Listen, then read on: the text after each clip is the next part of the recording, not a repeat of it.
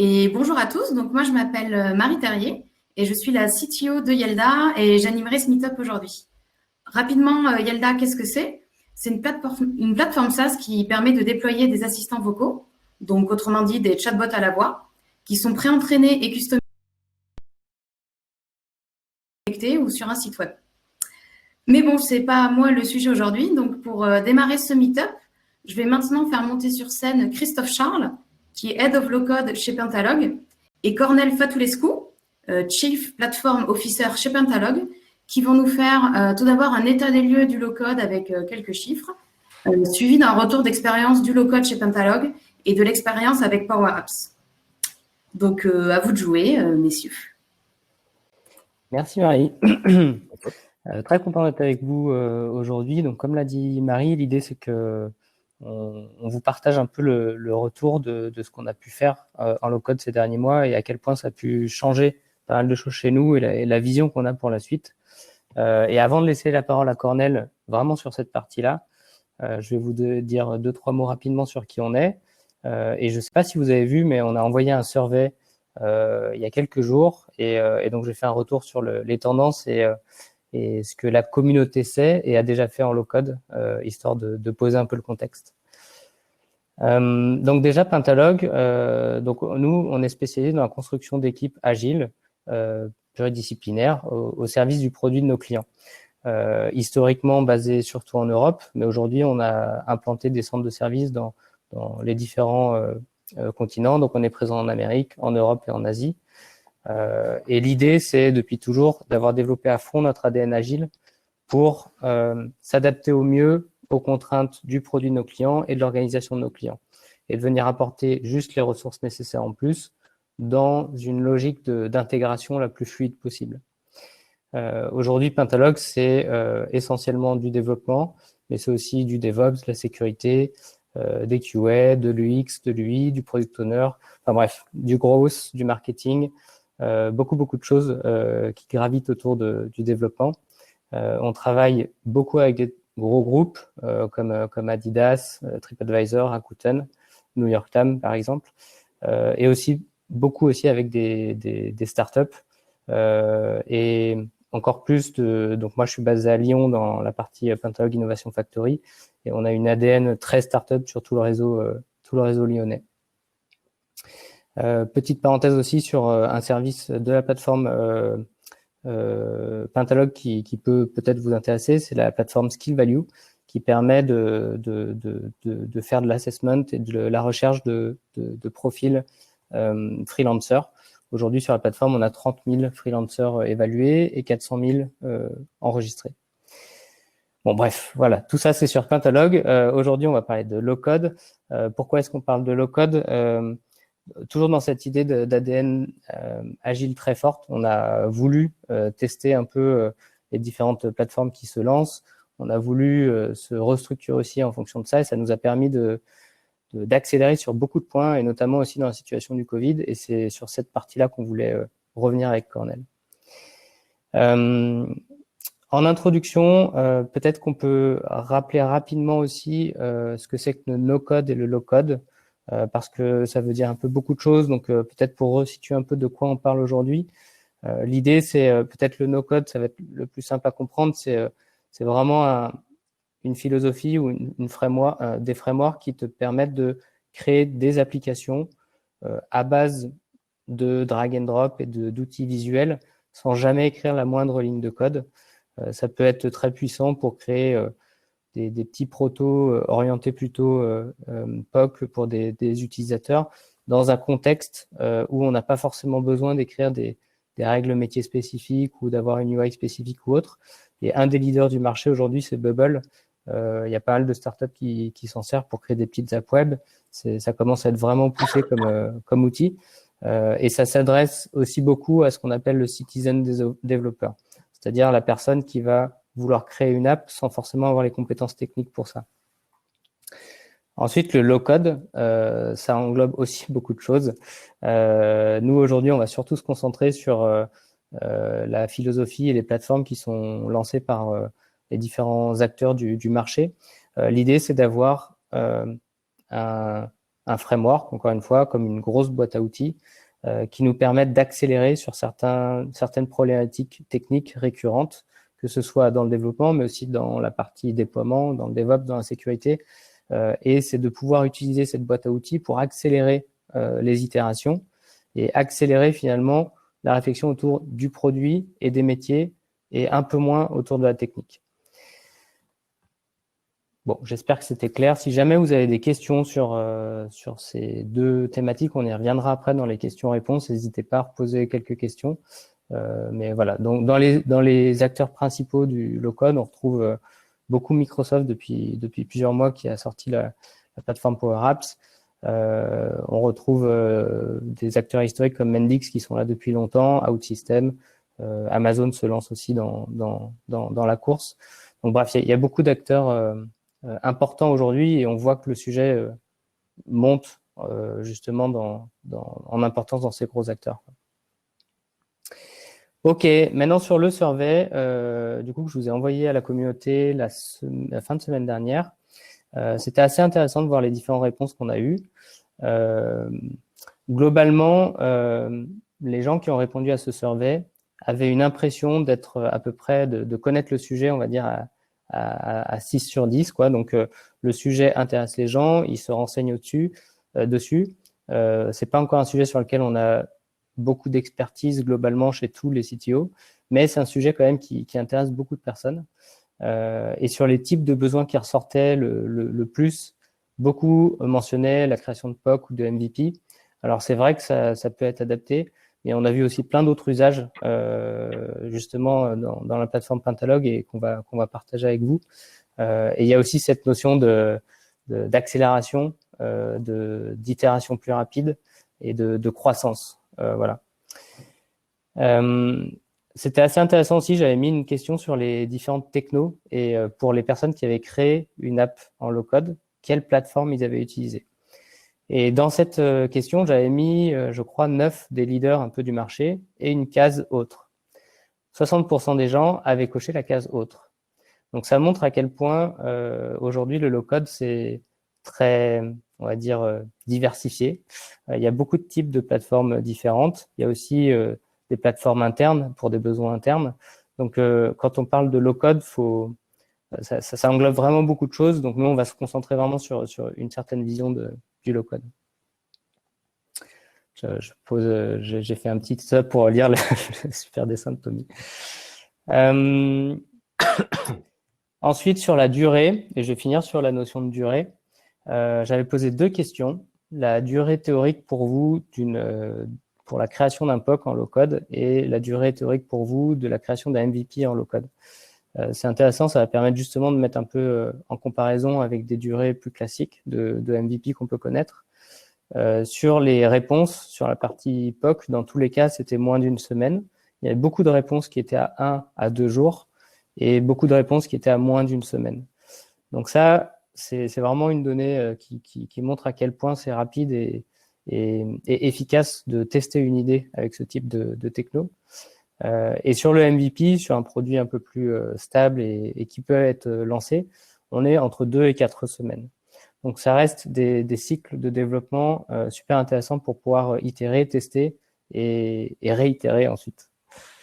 Voilà. Bon, j'espère que cette petite intro était à peu près claire sur les chiffres clés. Je pourrais repartager les chiffres avec la communauté si vous le souhaitez. Et l'idée, c'était de reposer un peu le contexte avant que Cornel rentre plus dans le détail sur notre utilisation aujourd'hui du low-code. J'en profite de faire une petite parenthèse encore sur les tables rondes, parce que c'est vrai qu'on a un peu poussé le principe des tables rondes plus loin qu'habituellement dans les Meetup Tech Rocks. On a vraiment donné des thématiques sur chaque table ronde. Vous pouvez les retrouver dans le chat. On vient de les reposter. Et il y aura une personne dans chaque table ronde de Pentalog qui a travaillé avec le low-code. Il y aura des tables rondes plus orientées sur des retours d'expérience, sur des développeurs low-code qui ont bossé sur cette app. Si vous avez des questions, n'hésitez pas. Donc, ce sera des tables rondes peut-être plus orientées techniques. Il y a des tables rondes plus orientées stratégie. Il y aura une table ronde avec Cornel sur justement la suite de son discours et de sa vision autour du low-code. Il y a une table ronde avec moi plus autour de l'offre low-code chez Pentalog. voilà, il y a différents types de tables rondes. N'hésitez pas à venir nous rejoindre sur une de ces tables rondes à la fin du meet-up. Voilà, Cornel, à toi. Alors, attends, Aussi, Marie, tu as une question? Tout à fait, on a déjà une première question. Donc, est-ce qu'il y a un service, site, app connu qui utilise le low-code que tu connaîtrais par hasard? Alors, je connais pas mal de startups qui ont créé un produit avec Bubble. Je connais pas forcément énormément de gros acteurs qui ont dans leur ADN le low-code, mais souvent c'est aussi utilisé en background, donc on s'en rend pas forcément compte. Typiquement, on le verra tout à l'heure avec Thomas de Payfit sur comment est-ce qu'un outil comme Payfit utilise du low-code pour pouvoir créer ces nouveautés dans le produit. Donc, alors, je crois que la SNCF a fait pas mal de choses pour les gens qui sont sur le terrain pour rentrer de la data pour éviter des erreurs de saisie. Ça ne m'étonne pas puisque c'est vraiment dans l'idée d'automatiser des flux de données et de justement de rajouter simplifier la gestion des flux, ajouter des règles métiers dans ces flux. Donc, ça paraît très cohérent. Ouais. Et juste une deuxième petite avant de laisser la main à Cornel. Quels outils utilisez-vous pour garantir la qualité du code par rapport aux outils low-code? Alors, ça va pas mal dépendre de la plateforme low-code que tu vas utiliser. Chaque plateforme arrive souvent avec sa philosophie et sa suite d'outils adaptés à chaque plateforme. Par contre, il y a certaines règles qui restent toujours valables pour d'autres types de développement, c'est-à-dire tout ce qui est code review ou indicateur de qualité un peu classique. Donc, c'est encore une réponse un peu large, mais dans l'idée, c'est chaque plateforme a sa suite d'indicateurs de qualité. Chez nous, on utilise beaucoup Power Apps, mais il y a aussi d'autres plateformes avec d'autres outils. Mais dans la suite de Power Apps, car je vais enchaîner sur ça, tout est intégré. Ça veut dire que à la volée, tu as l'analyse statique de code, tu as les erreurs, tout est intégré dans l'environnement de la plateforme. Donc, dès que tu changes quelque chose, tu vois les très très belle assistance et tout ce qu'il te faut. Mais c'est pas comme tu travailles avec du Sonar, hein, c'est pas la même chose. Je vais expliquer pourquoi. Hein. Ok, mais on va te laisser la main alors, Cornel, et j'hésiterai pas à t'interrompre si on a des questions spécifiques alors. Super. Oh. Oui, tu peux partager ton écran. Ouais. Hop.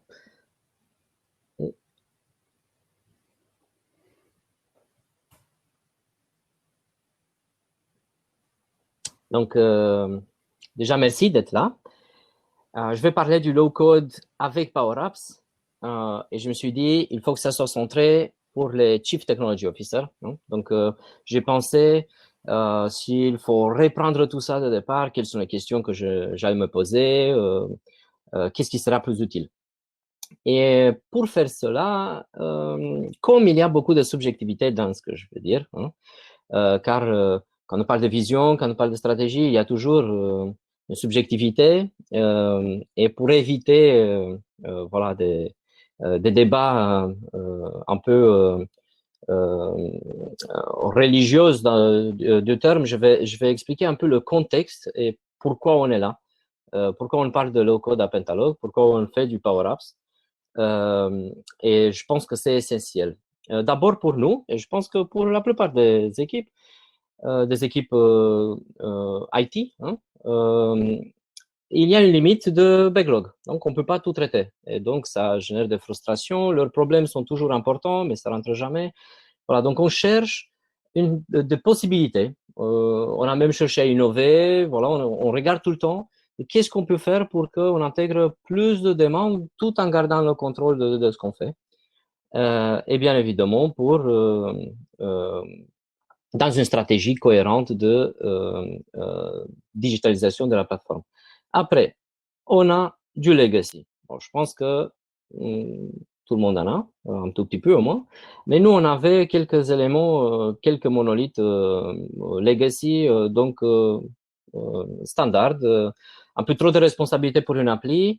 Et donc, on cherchait comment travailler ces applis-là. Et une option qui s'avère être la bonne, hein, car on prouve que ça fonctionne bien, c'est de découper des macro-fonctionnalités de ces monolithes dans des micro-monolithes. Et d'abord, on garde la même base de données pour point de intégration de données. Et après, on split et après, tout est découpé. Voilà, donc c'est un peu notre stratégie, grosso modo. Les cordonniers sont toujours les plus mal chaussés. Nous, on est un groupe, 1200 employés. S'il y a quelque chose qu'on fait, c'est du product, du coding.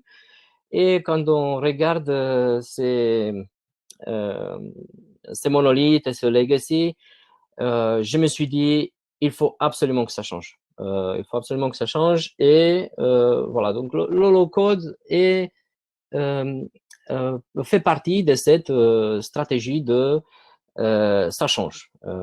Et bien évidemment, pour accélérer le développement, tout le monde cherche des opportunités là-dessus.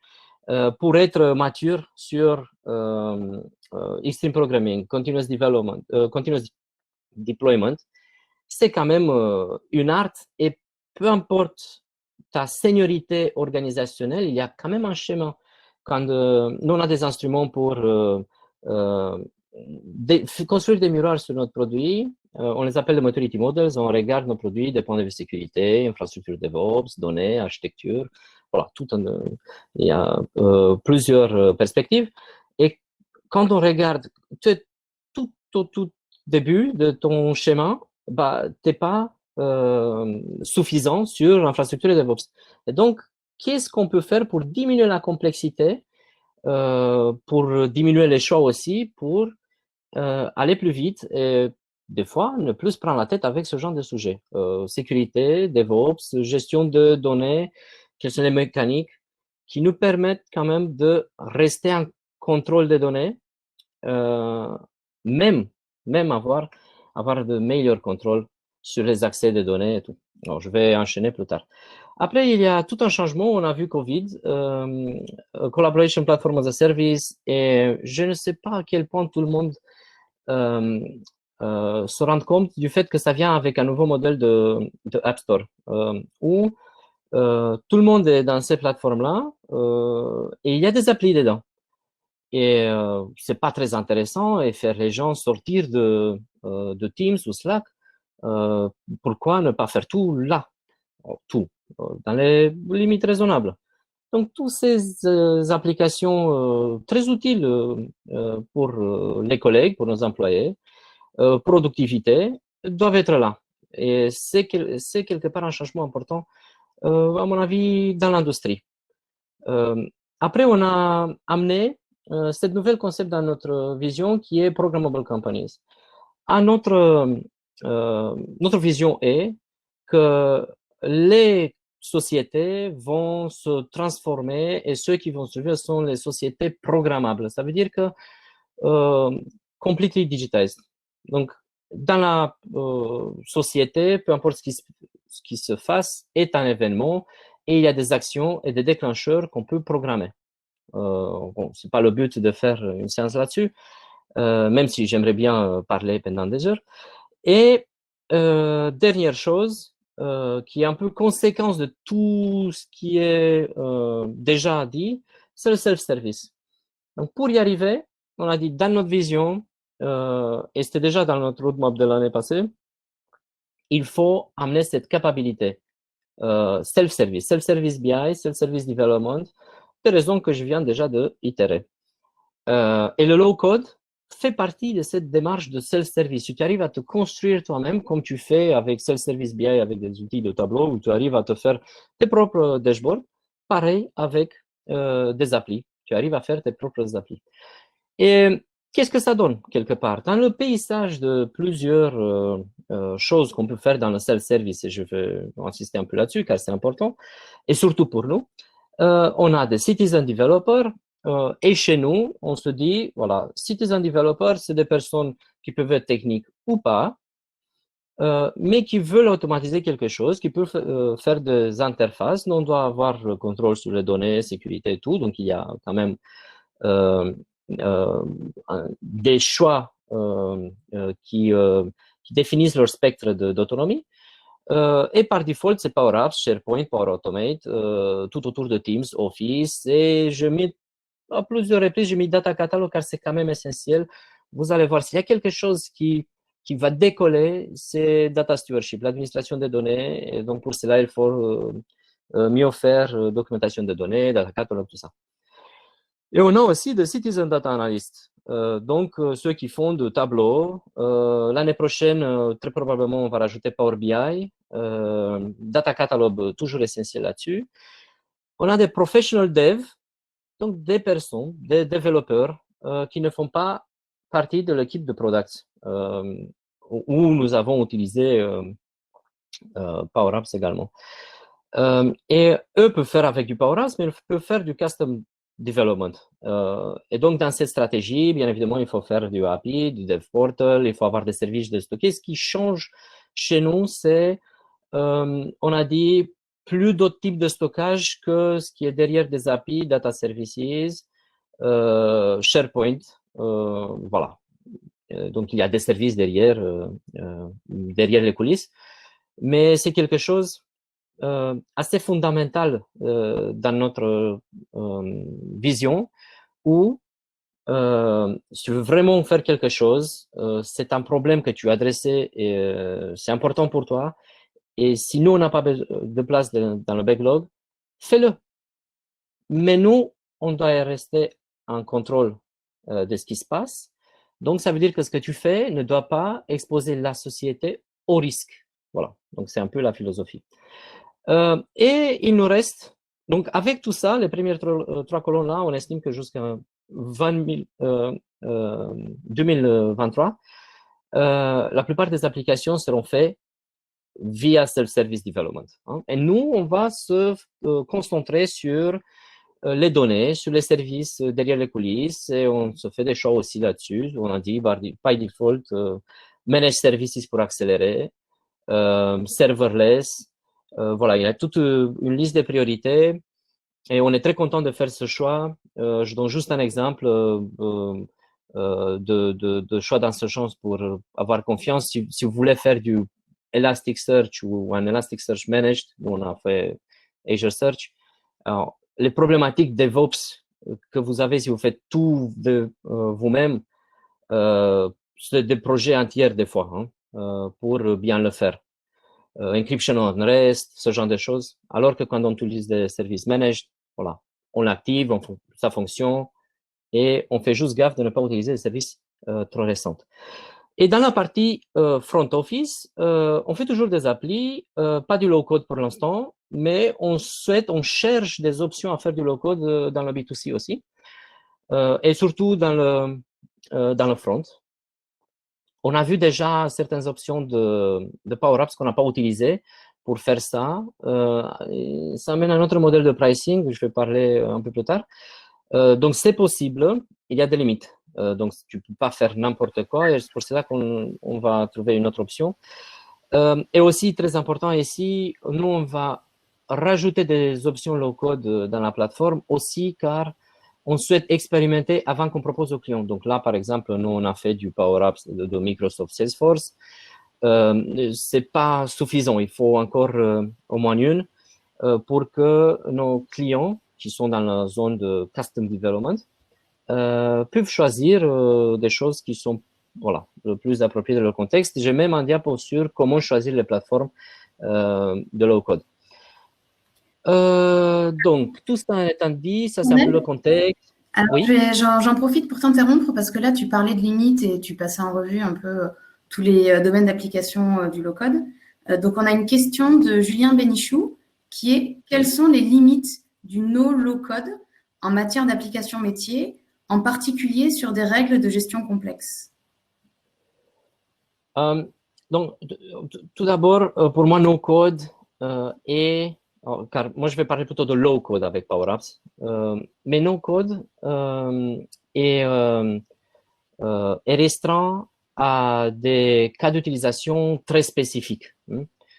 Et je vais donner des exemples des limites qui font très, très mal. Très, très mal.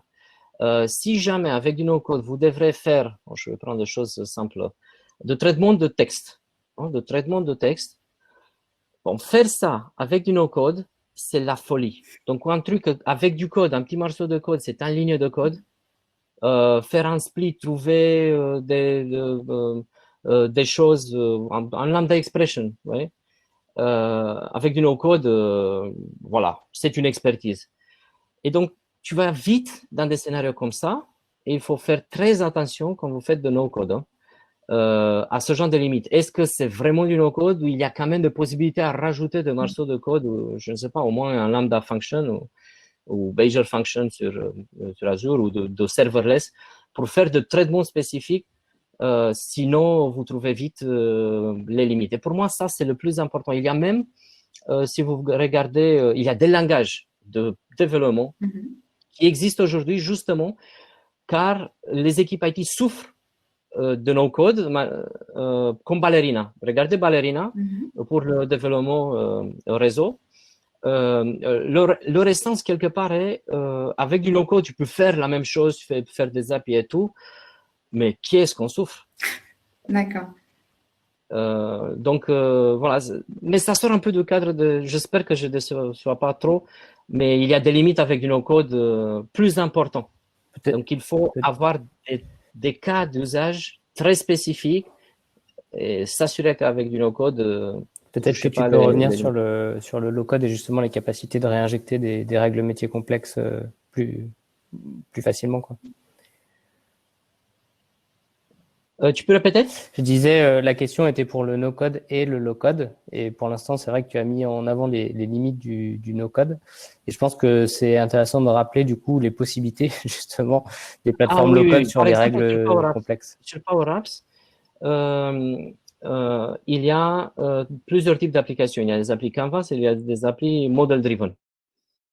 Et donc, quand on pense des objets métiers, entreprises à grande échelle, il faut choisir model-driven.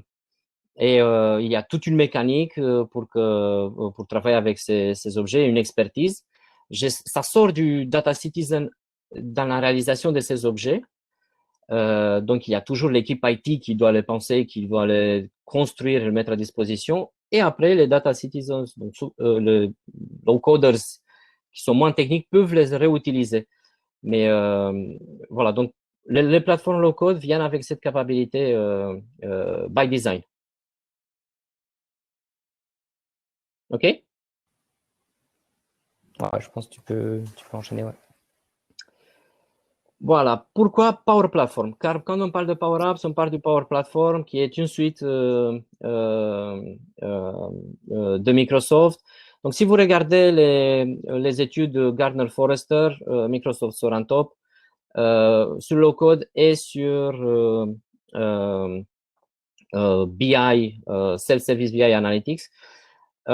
C'est très important chaque fois quand je fais des choix. Je regarde d'abord d'ici, ces points de départ, et après, je choisis ce qui me va mieux et j'enchaîne. Je ne savais pas exactement combien d'éléments je peux mettre de ces études ici, mais pour moi, c'est le point de départ systématiquement. Et de là, je fais mes choix pour qualifier ce qui me vaut mieux. Et nous, on a choisi Power Platform. Des raisons qui tiennent aussi de notre contexte, notre partenariat avec Microsoft qui est imbattable au niveau prix, Office, Azure, licence, tout. Ça fait que, voilà. Et ça marche, on est très contente. Mais si vous avez un stack technologique différent, voilà. Il faut regarder dans notre angle. Donc, Power Apps, c'est juste une solution. Ça vient d'un demande d'habitude avec Power Automate, qui tient aussi automatisation BPM, ça contient de Robot Process Automation, très, très puissante comme plateforme. Les deux viennent ensemble. Moi, je vais parler plutôt de Power Apps, mais derrière Power Apps, il y a aussi du Power Automate. Ça va. Power BI, à mon avis, je pense que c'est un truc où Microsoft a repositionné un produit très, très puissant, à mon avis, et on le voit. Hein, donc, mais ça demande quand même une expertise pour faire du Power BI, comme sur Tableau d'ailleurs. Donc, tu commences vite à faire quelque chose, mais tu veux faire quelque chose de sympa, bien, il faut apprendre. Donc, à mon avis, c'est moins sans formation. Alors qu'avec Power Apps, tu peux commencer sans formation. Et à mon avis, tu y arrives à faire des choses simples vite fait. Et Power Virtual Agent, c'est une nouvelle solution qui est apparue en fin d'année, si je me rappelle bien. La suite Power existe depuis des années. Mais Power Virtual Agent, c'est nouveau. Nous, on l'utilise pas. On l'a testé. Le ticket d'entrée, c'était assez cher. Et on a trouvé une limite. On pouvait pas changer le modèle de conversation. Donc, derrière Virtual Agents, il y a Language Understanding et on pouvait pas changer les items d'identité. Donc, on n'utilise pas, on utilise toujours Chatbot Framework et Louis. Voilà, juste pour expliquer un peu le contexte Power Platform. J'enchaîne sur Power Apps. Qu'est-ce qu'on a fait sur Power Apps chez nous? Donc, on a fait plusieurs types d'applications. Une vingtaine depuis le Covid seulement. Donc, des applications en production avec un facteur de succès étonnant. Ces applications sont juste utilisées. Gestion des entretiens et des compétences. Donc, ça, c'est utilisé par une population d'environ 200 personnes. On a digitalisé un processus qui était plutôt Excel. Mais j'ai entendu à plusieurs reprises que Excel, low code est pour remplacer Excel. C'est pas vrai. Low code peut faire bien plus que remplacer Excel. Vous pouvez faire des choses que c'était impossible à mon avis avant. Mais c'est un cas où on a remplacé Excel pour évaluer les personnes. Work from home, donc après Covid, notre politique était on travaille tous by default chez nous, mais quand même indépendant des pays, il y a des contraintes légales. Donc, il faut faire des demandes, travailler chez toi, tout ça. Et toutes ces documentations, tous ces travaux-là, donc il y a une appli pour ça, très élégant, très apprécié. Et j'ai aussi quelques diapos, une diapo avec quelques captures d'écran après. One-on-one, donc management des objectifs personnels pour que nos middle management puissent faire des entretiens avec des équipes réguliers pour voir où ils sont, motivation, ce genre de choses. Une application très utilisée également. Legal policies, un excellent sujet d'automatisation où on a des legal terms sur le site, mais pour le mettre en place, c'était quand même lourd et un processus manuel. Et donc, on a dit, on va automatiser tout ça, on va mettre ce contenu dans les mains de legal, on les fait une appli, eux font réviser le contenu, ils disent publish, et quand c'est publish, c'est sur tous les sites mis en ligne. Donc, automatisation des processus. Gestion des jobs, dans notre exemple, on avait un site qu'on voulait clôturer qui faisait ça, donc de jobs pour Pentalog. Voilà, tout ça, c'est géré dans une appli et c'est affiché où il faut, sur pentalog.com, sur d'autres. Gestion des productions et prévisionnelles, très lourde hein, comme application. Ça, c'est très, très intense en tant que processing. C'est à la Excel, hein, très tabulaire et tout, beaucoup de calculs. Platform Services, c'est pour digitaliser notre catalogue de services. Synonymes, ça c'est un sujet technique. Hein. Il y a très peu d'utilisateurs, mais on avait besoin des synonymes. Donc, quelque part, on a des glossaires. React, ça veut dire React.js, ça veut dire React.js, ce genre de choses. Et le glossaire de technologie chez nous. Catalogue des prix, staffing video, beaucoup d'applications. L'espace ne nous permettra pas d'aller dans tous ces détails. C'était vachement dur à choisir des écrans qui vont pas montrer quelque chose de personnel ou des données personnelles. Et donc, j'ai choisi quelque chose qui est un peu neutre. Mais ça peut être très clean, ça peut être très sympa comme interface avec Power Apps. Ou ça peut être très moche. Ça, c'est la gestion des synonymes, car on a voulu faire quelque chose vite. Et ça marche hein, pour gérer des synonymes. Et quand notre pipeline de données derrière les coulisses fait tout ce qu'il faut pour identifier des compétences, ce genre de choses, on applique ces synonymes un peu partout. Je mets un exemple sur ça. C'était la seule application que j'ai pu vous montrer sans montrer quelque chose de trop confidentiel. Je vais vous montrer un cas pratique sur ça. Donc, nous, on a un search hein, sur le site Et si je souhaite chercher Amazon, je trouve des choses. Et cette liste, ça va juste s'enrichir. Hein. Hop, réseau n'aide pas. Ah voilà. Donc Amazon, mais si je cherche JJJJ, il n'y a rien. Évidemment qu'il n'y a rien. Et comment on gère tout ça? Moi, je peux aller sur Amazon. Donc ça, c'est l'appli, hein, c'est du low-code. Je vais dire, je vais rajouter JJJ. Je vais faire ça. Donc, il y a le synonyme qui est rajouté à Amazon. Je vais publish. Et tout ça, voilà. Ça, c'est un autre type de low-code, mais c'est du low-code de transformation des données hein, sur Azure Data Factory d'ailleurs. Et maintenant, quand on va regarder, je cherche autre chose, Java. Et Amazon.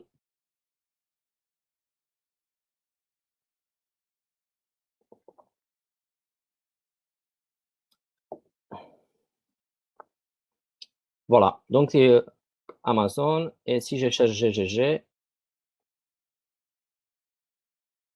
voilà. GGG, maintenant, c'est synonyme avec Amazon.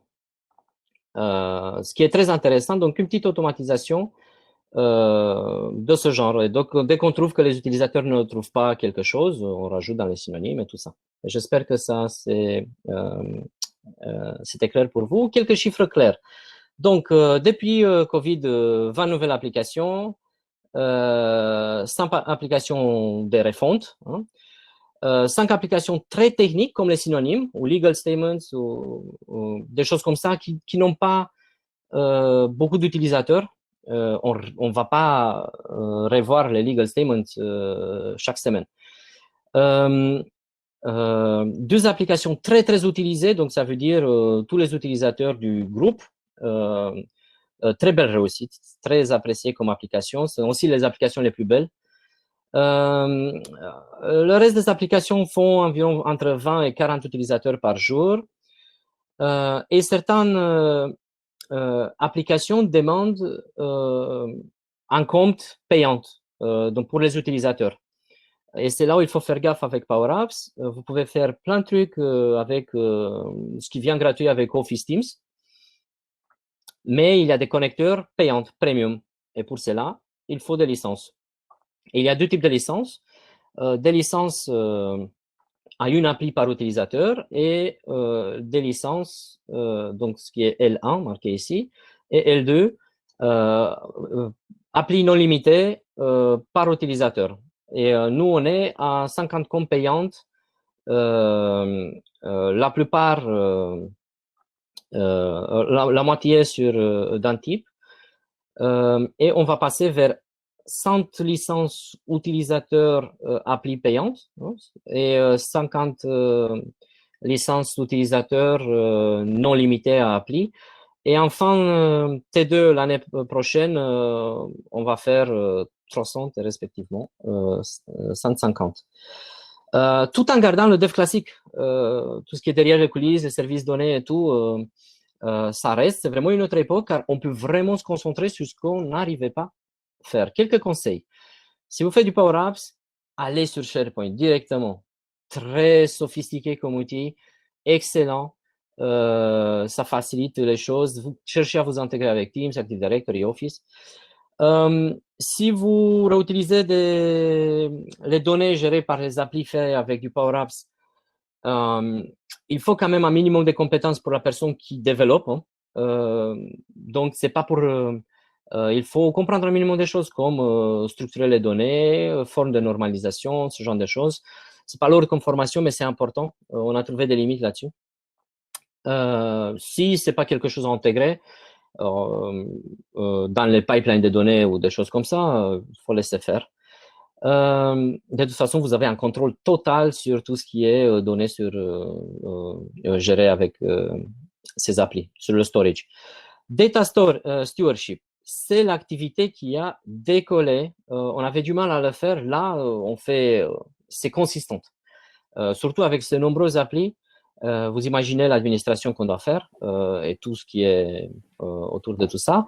Low-code steward, c'est un nouveau rôle. Désolé de te couper, je te fais juste un petit point timing. Je vois qu'il est 44. Il faudra qu'on laisse la main à Thomas dans 2-3 minutes. Donc OK. On peut voir pour aller à l'essentiel pour la fin. OK. Alignement sur les UX. Hein, nous, on trouve, c'est maintenant qu'on fait le standard pour mieux industrialiser. Quelques exemples de limites, Power Apps, les environnements, par exemple, base de données, tu peux pas changer le nombre de bases de données entre multiples environnements, mais si la base de données de test a un autre nom, c'est juste un limite. Je laisse ça ici. Azure a des single point of failure. Vous avez vu ce qui s'est passé cette semaine avec Microsoft. Je pense que c'est des limites importantes.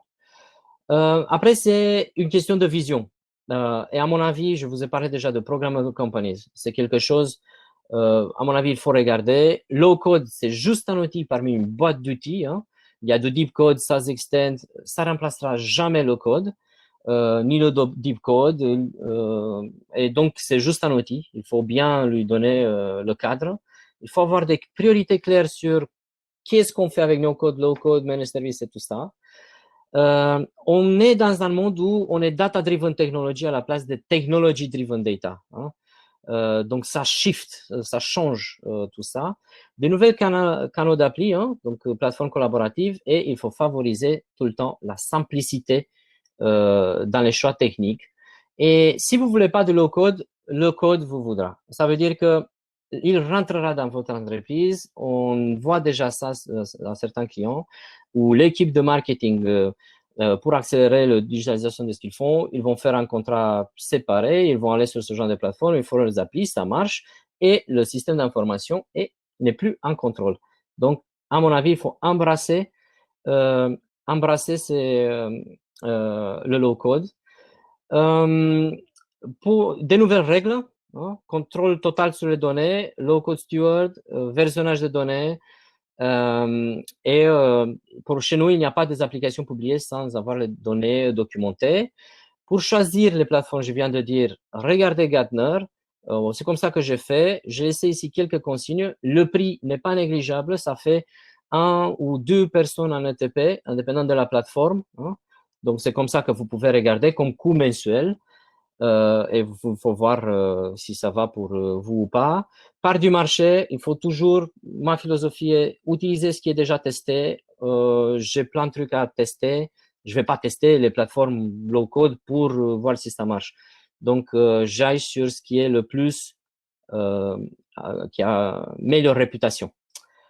Voilà ce que j'ai voulu vous présenter. Je ne sais pas s'il me reste encore. Ouais, non. Je suis désolée. Mais là, il va falloir passer la main. Donc, merci beaucoup. On a appris vachement de choses là sur les Power Apps notamment. Donc, je voulais dire au public de continuer à poser des questions pour tout ce qui est relatif au low-code en général. Du coup, Thomas pourra y répondre dans sa partie. Et pour tout ce qui est Power Apps, en fait, continuez de poser des questions dans le tab Q&A. Le meilleur moment en fait pour y répondre, ce sera sur les tables tout à l'heure. Donc voilà, merci beaucoup Christophe et Cornel. Et maintenant, je vais laisser la place à Thomas, qui est merci. À tout à l'heure. À tout à l'heure. Qui est le code architecte chez Payfit et qui va nous partager son retour d'expérience et répondre à toutes vos questions. Donc, posez des questions. À toi, Thomas. C'est bon. On va dire que oui. Bonjour à tous, donc je m'appelle Thomas Villarenne, je vais partager mon écran rapidement pour... je vous promets, j'ai pas autant de slides que Cornel, je suis bavard, mais je suis pas un écrivain. Donc je vais juste rapidement me présenter, donc je suis architecte logiciel et je travaille dans le monde du low-code depuis 2013 maintenant. J'ai travaillé pendant presque 7 ans chez Generative Objects, où j'étais responsable du développement de la plateforme. Et Generative Objects, c'est une plateforme low-code qui a évolué. J'ai mis un ensemble de mots-clés en haut à gauche de ma slide. C'est toutes les keywords un peu par lesquels on est passé chez Generative Objects. Au début, c'était une rapid application development platform. On parlait souvent de model-driven engineering. Cornel en a parlé rapidement sur l'approche orientée modèle. Il y a eu une période où on parlait de HPAPAS, donc High Productivity Application Platform as a Service. Et maintenant, on parle de low-code platform et bientôt, on parlera de MX, Multi-Experience Development Platform. Donc, c'est le nouveau terme que le Gartner a consacré à certaines de ces plateformes comme Madix, notamment OutSystems, qui ont été citées déjà aujourd'hui. Donc, rapidement, Generative Objects, c'est une plateforme qui permet de créer des applications sur mesure pour tout type d'entreprise, TPE, PME, les grands comptes. À l'époque, on a travaillé, je pense que Generative Tech travaille toujours avec des grandes entreprises comme Thales, Météo France, par exemple, qui n'est pas une entreprise, une institution, pardon, l'administration, avec des associations aussi comme APF France Handicap. Et en 2020, Generative Objects prend le tournant de l'open source et va lancer sa plateforme en open source. Donc, je vous invite à contacter Walter Almeida, donc le CEO de Generative Objects, pour plus d'informations à ce sujet. Et donc, moi, j'ai rejoint Payfit cette année, en janvier. Payfit, pour ceux qui ne connaissent pas, rapidement, c'est un logiciel SaaS pour la gestion de la paye et des employés. On couvre 4000 clients en Europe, donc sur les 5 pays européens. On a lancé l'Italie cette année sur la paye.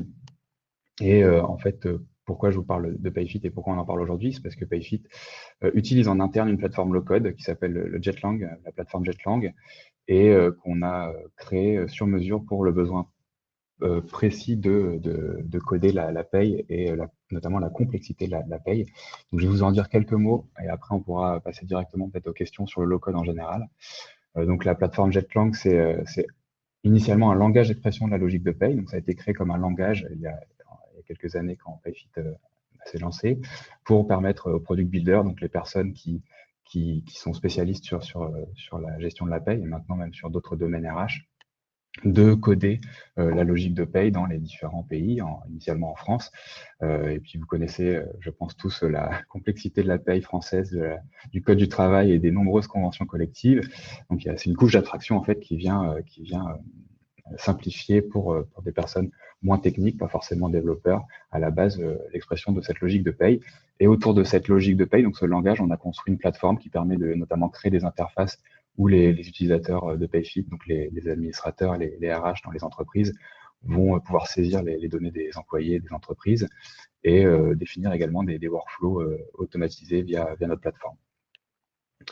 En quelques chiffres, juste pour vous donner 2-3 métriques, une logique de paye en France, en moyenne, c'est 4000 variables pour un employé, donc c'est assez complexe.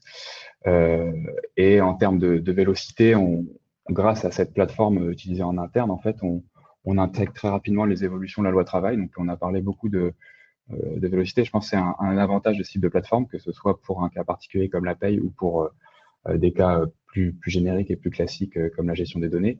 Pour vous donner un exemple, au début du confinement, le gouvernement a mis en place, a mis à jour plutôt la loi sur l'activité partielle, et c'est quelque chose qui existait déjà avant. Nous, ça représentait 5 bulletins de paye par an avant le confinement, et en quelques semaines, mois, on a dû couvrir plus de 23 000 bulletins de paye sur cette logique.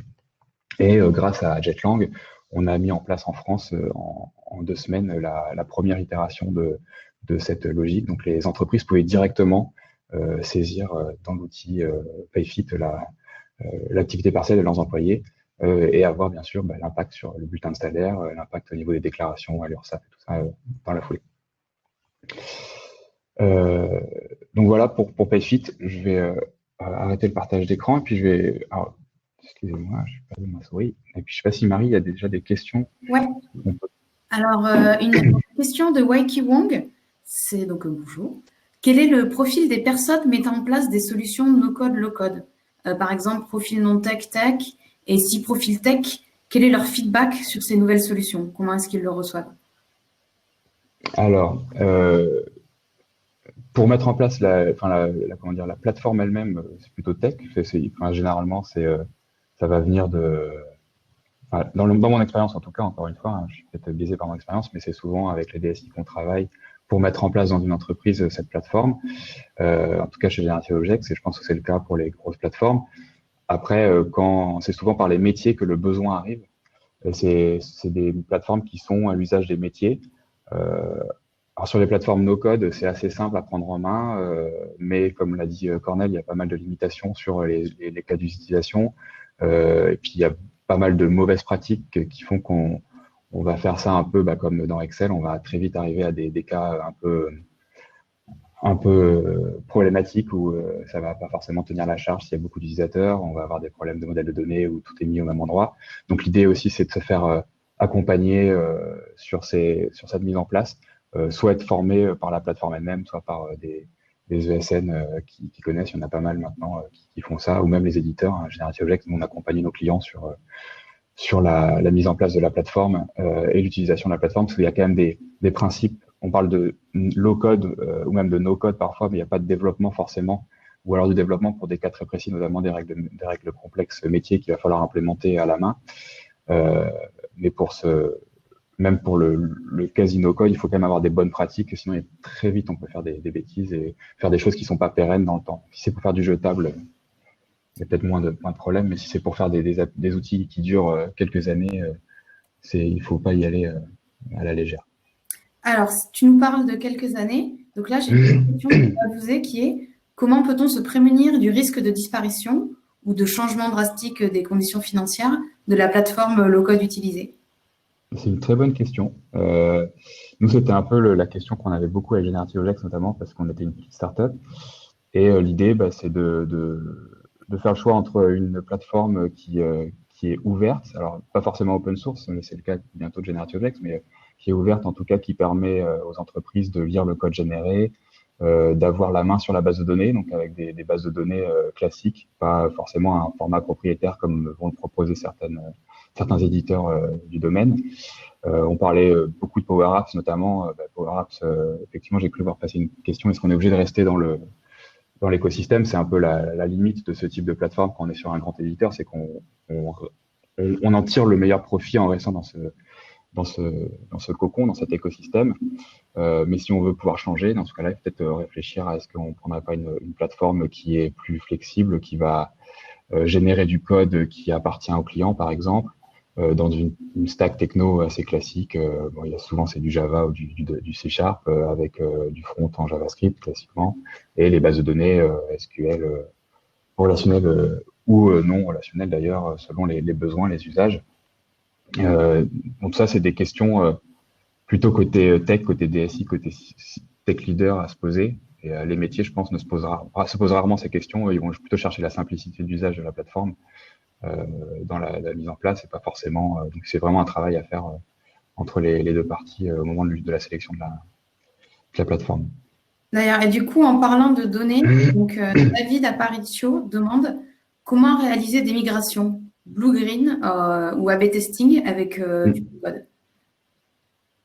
Alors, je pense que ça va vraiment dépendre de la plateforme. Il y en a qui offrent ça le versionning en natif et donc qui permettent de gérer des URL, du blue-green, vraiment soit du blue-green pour le déploiement, soit de l'A/B testing avec la même URL qui va, ou 50%, je sais pas, de vos utilisateurs vont aller sur une version ou l'autre. Sinon, il faut le faire avec des outils classiques quand c'est pas faisable, ça peut se faire si la plateforme est bien faite. En fait, encore une fois, tout va dépendre de la plateforme. Si vous êtes dans une plateforme vraiment fermée dans son écosystème, ça va être probablement plus compliqué. Il faudra utiliser les outils mis à disposition de la plateforme.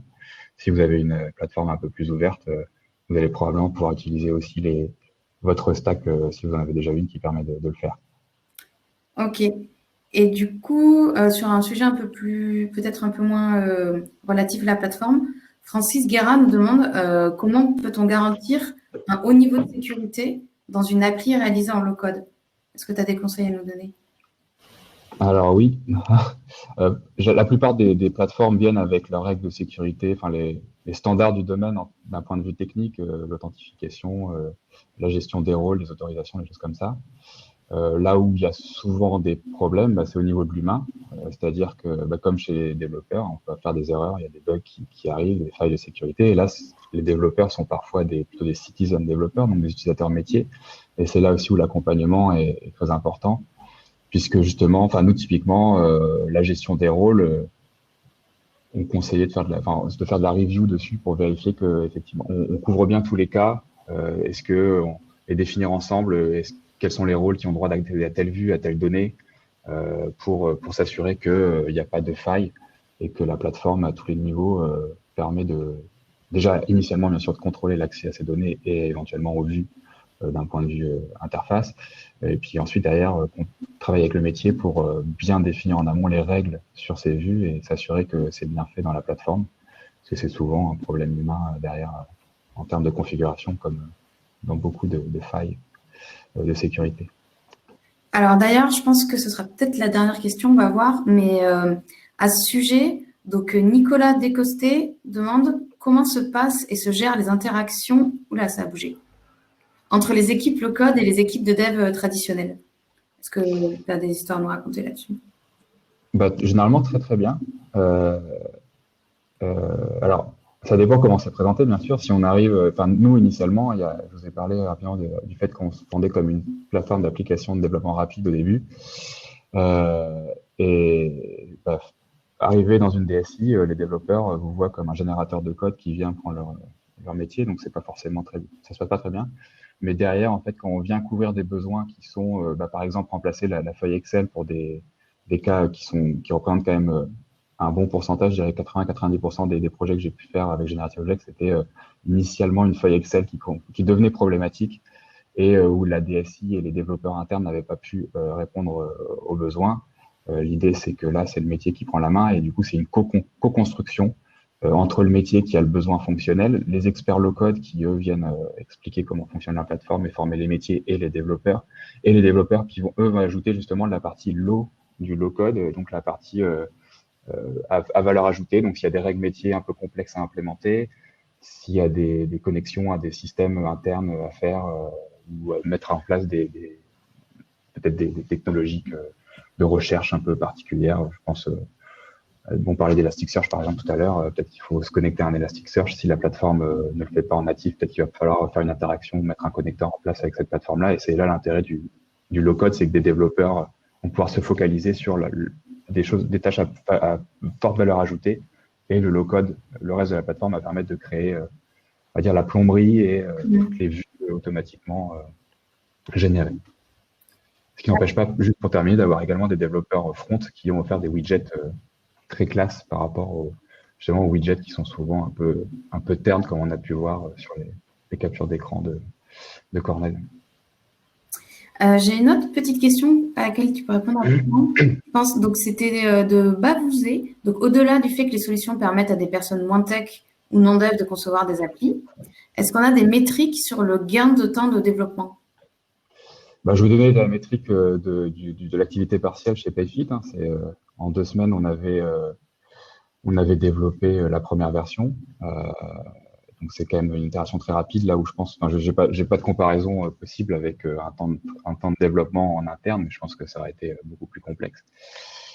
Et sur l'expérience que j'ai pu avoir chez Generative Objects, les métriques, c'est par exemple dans un des projets qu'on a fait, on a remplacé une personne, on a fait gagner un ETP avec un projet.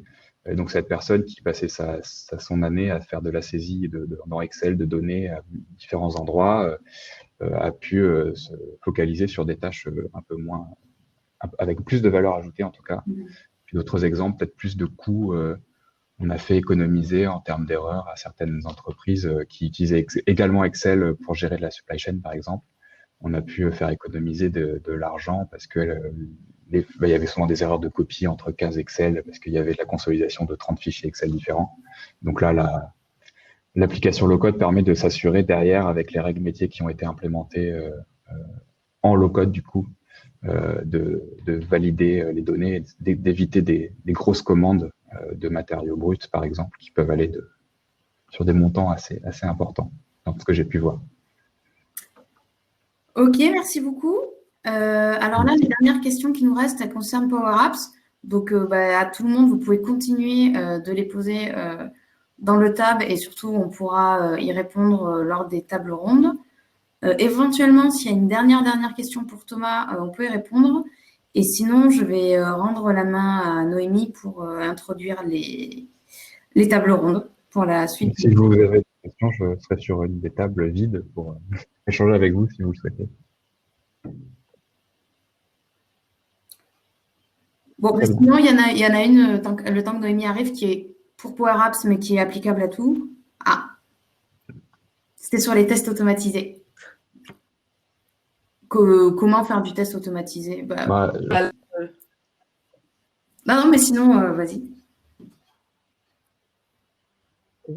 Tu veux que je réponde à ça? Ouais, Cornel sera plus pertinent que moi sur cette question. Il y a un outil spécialisé de test qui vient dans la plateforme, mais tu fais pas du TDD, hein, tu fais de test automatique, car justement le low-code, le nombre d'usages où tu mets des marches de code très limité, c'est un peu contraire à la philosophie. Hein. L'objectif est d'écrire moins du code, pas plus de code. Donc, tu n'as pas aujourd'hui de TDD, mais le code reste très atomique comme fonction. Et même sur Power Apps, dans les limites, il n'y a pas de fonctions. Ce qui ont une limite, il n'y a pas de custom functions, ce qui est une limite assez importante et je pense qu'ils vont le rajouter. Mais voilà, donc, mais des tests automatiques, jamais vu un environnement si simple qui fonctionne out of the box. Tu vas juste, ça fonctionne en fait, tu enregistres ou tu fais tes tests et je vous conseille de l'utiliser. C'est dans les fonctionnalités expérimentales depuis un moment. Et il y avait encore une autre. Oui, on est bien d'accord que Power Apps n'a de sens que si Office 365 est déployé dans l'entreprise. Non. Donc, il sera dommage d'avoir Office 365 déployé dans l'entreprise et ne pas bénéficier de cette offre, car ça vient. Je ne sais pas exactement si Office 365 est avec Teams, voilà, mais c'est gratuit avec. Et en fait, tu payes rien. Et tu peux utiliser le storage Office, le storage SharePoint, ce qui est déjà dans ta société, en fait, quand tu as acheté ça. Par contre, on a fait une application qui sauvegarde les données que sur Salesforce, car c'était plus simple de faire l'appli avec du low-code Power Apps que de faire avec du low-code Salesforce. Même ça nous aurait coûté une petite fortune. C'est pour cela que le modèle de pricing, c'est très, très important de le comprendre avant d'acheter la suite. Mais vous pouvez utiliser Azure SQL, MySQL, voilà. Après, vous devrez être aussi attentif sur le fait que quand vous utilisez des choses out of the box, par exemple Office, la qualité des logs et accès aux données et tout est irréprochable. Ça veut dire que vous avez un accès en tant qu'administrateur pour aller en moindre détail de qui a fait quoi sans rien implémenter. Alors que si vous faites sur une base de données à part, déjà, il faut implémenter les mesures nécessaires pour provisioning d'accès, pour tout ça. Si vous êtes dans le cloud, tout s'intègre avec Active Directory, Azure Active Directory, si vous êtes sur Azure SQL, mais même, il y a des choses à faire autour. Donc, il faut être vigilant sur pourquoi vous faites ça. Nous, par exemple, on est en train de s'interdire à faire du MySQL chez nous, car pour faire bien la gestion d'utilisateurs, des accès, log centralisé, quel est le développeur qui a rentré à un moment donné sur une base de données MySQL, tout ça, il faut le configurer, il faut l'installer, il faut des outils entreprises. Et en fait, quand tu les achètes, c'est vachement cher. Et tu te dis, mais pourquoi et donc, pour des fonctionnalités banales. Si vous voulez, on peut continuer dans la table ronde et je vous explique pourquoi on est arrivé à ce choix-là et pourquoi j'étais contre SharePoint et là, je me trouve avec waouh, comment je ne savais pas qu'il est capable de faire tout ça. Super sophistiqué et simple dans l'usage. Et voilà. Donc, j'espère que j'ai répondu. Bah oui, c'était super. Et je vais en profiter du coup pour vous remercier tous les deux, Thomas et Cornel, pour vos interventions et les réponses aux questions. Et pour enchaîner sur les tables rondes maintenant, où on va pouvoir retrouver un certain nombre d'experts de Pentalogue sur différentes thématiques que vous allez retrouver dans le chat. Donc, merci beaucoup à tous. Et maintenant, rendez-vous sur les tables pour répondre à des questions plus spécifiques. Merci.